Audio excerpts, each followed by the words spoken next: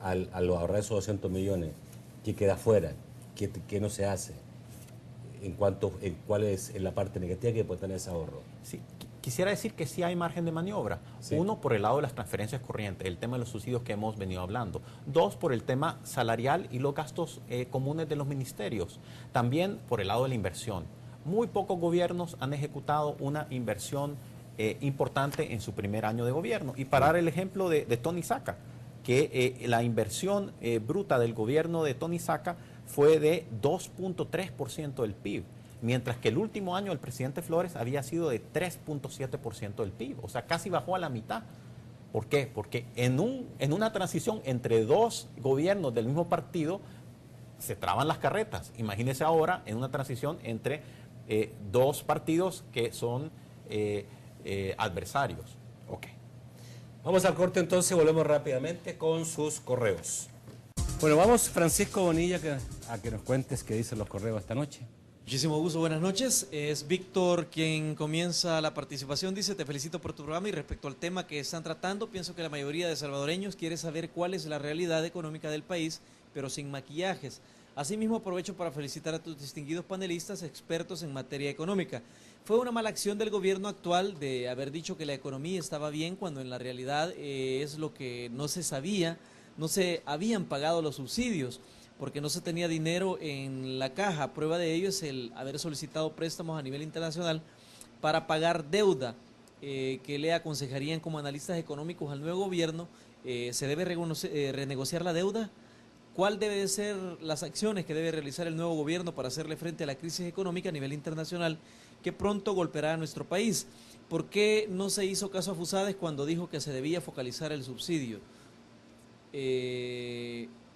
Ricardo Hernández dice, estimado don Nacho, dispense que le llame su atención una noticia que apareció hace 2 días en un matutino nacional sobre la expresión del presidente Saca, donde instruía a la GEO para que le diera el 50% de las acciones a Enel.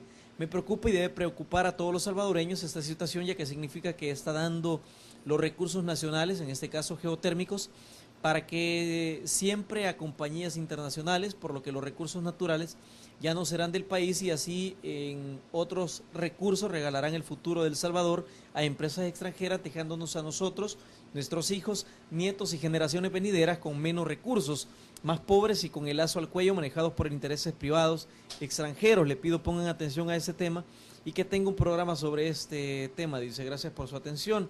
Joel Barrera dice, buenas noches Nacho, es triste ver que en un país con las finanzas en quiebra se gasta en propaganda de un presidente que ya va de salida, haciéndolo ver como un exitoso personaje junto a su esposa, los diputados recetándose aumentos, comprando carros de lujo, mientras no hay ni medicinas en los hospitales, la policía podrida en corrupción y sin gasolina, los soldados con 2 uniformes al año, etcétera. Pero el mal uso empieza con los de arriba y termina en los empleados pequeños como los motoristas de la alcaldía de San Salvador que se llevan los carros nacionales para su uso en horas fuera del trabajo y el pueblo no tiene ni la cora para el bus, dice el amigo televidente. Osmin Domínguez dice, buenas noches estimados señores, aunque el debate que es muy genérico, bueno señores hay que ser responsable. Primero, la responsabilidad actual es de 20 años de gobierno de Arena y de un liderazgo empresarial que nos ha llevado a la situación actual. Lo más cómodo es prestar y olvidarse de la falta de responsabilidad empresarial en la evasión fiscal. Estimados señores, explíquenme por qué no proponen métodos para evitar la evasión fiscal, para aumentar el ingreso tributario y una vez determinado el valor real de los ingresos propios en concepto de tributos, pensar en el préstamo. Si la evasión fiscal en los 20 años de gobierno de Arena y la diversión empresarial, el ahorro sería mayor, dice Osmin Domínguez. José dice, buenas noches Nacho, señores Barraza, Membreño y Vidal. Yo no comprendo por qué nuestros economistas hablan y no llegan a soluciones consistentes y claras. La arista principal del problema es la pobre productividad de nuestra economía. La solución es una reconversión de la sociedad en lo que se refiere al conocimiento, complementada con un programa de reconversión cultural, bajo consumo, reducción de las importaciones, educación científica y tecnológica del más alto nivel para generar innovación. Nuestras plataformas empresariales, productos de alto valor agregado en el mercado mundial, nuevo modelo mercadológico, todo bajo el formato de soluciones planificadas y no inmediatistas. ¿Por qué no hablamos de esto? ¿Por qué no hablamos de educación? ¿Por qué no hablamos de la transformación de nuestras universidades Pregunta el amigo televidente, Rodolfo Pérez dice, saludos a los invitados, el gobierno prometió 500 millones para apoyar a las empresas para afrontar la crisis manejada por medio del sistema financiero. Algunos fondos han sido entregados, pero la banca dificulta el acceso al crédito, de manera que las últimas informaciones indican que solo 200 millones han podido colocar los bancos. Lo que es crítico en este momento, asimismo, los bancos han recibido la liberación de los fondos del encaje legal. Entonces, en realidad, la crisis que se ve en El Salvador no es por efecto internacional, sino por el pesimismo de los que están en posiciones de decisión. En lo particular, creo que hay variables favorables en el país que, bien administradas, podrían visibilizar una estrategia para afrontar la crisis y dinamizar la economía, lo que en consecuencia ayudaría mucho al sector gobierno y sector privado. Dios nos ayude que el sector financiero ya no vea los fantasmas en El Salvador, dice José Rodolfo Pérez. Continuamos en el estudio. Hasta ahí. Hay varias cosas, ¿no? Primero, realidad económica con maquillaje, sin maquillaje. Me gustaría, digamos, que aclaráramos un poco más a la gente, porque hay veces que muy fácilmente hay creencias, digamos, de la gente que no necesariamente son verdad. La verdad es que no ha habido una información que fluyera con toda, digamos, lo necesario, ¿no? Tú dices, sí, se encuentra en los boletines, en la página web, pero no había una información de funcionarios de gobierno señalando exactamente cuáles son las cifras. Pero, por otro lado, ¿se puede preguntar si ha habido maquillaje?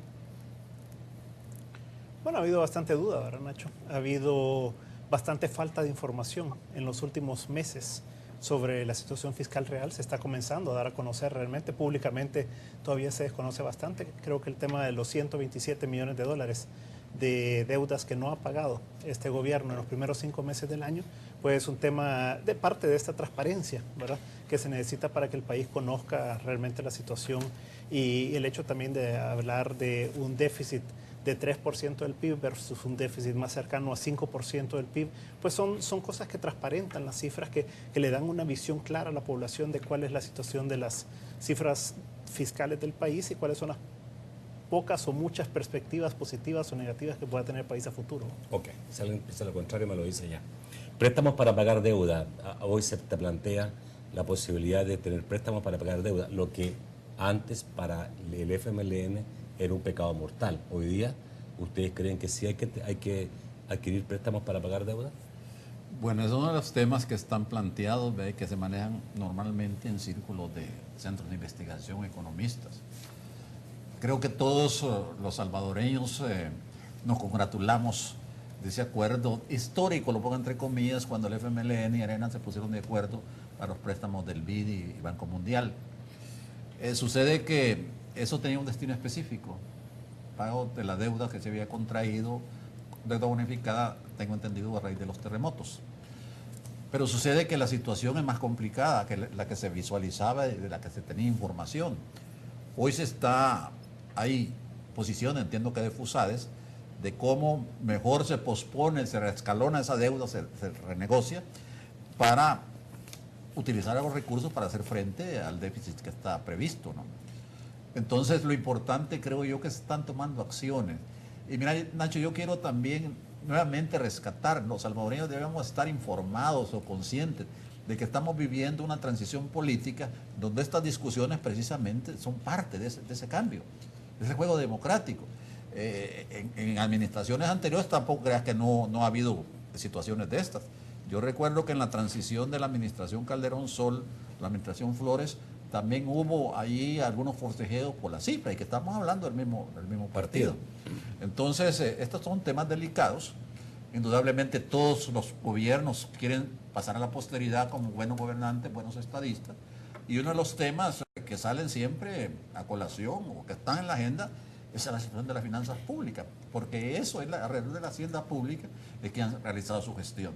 Pero hay que considerar también los efectos desfasados de la crisis, de la guerra, las expectativas que se creó el nuevo modelo económico. Vamos a ver ahora cómo aquellos que han estado reivindicando cosas demasiado grandes, por ejemplo, alzas salariales, presiones sindicalistas, a ver si realmente se pueden enfrentar con la situación que estamos visualizando, ¿no? Ahí se van a dar cuenta también que criticar es bien diferente, ¿verdad? Estar haciendo gobierno. Claro.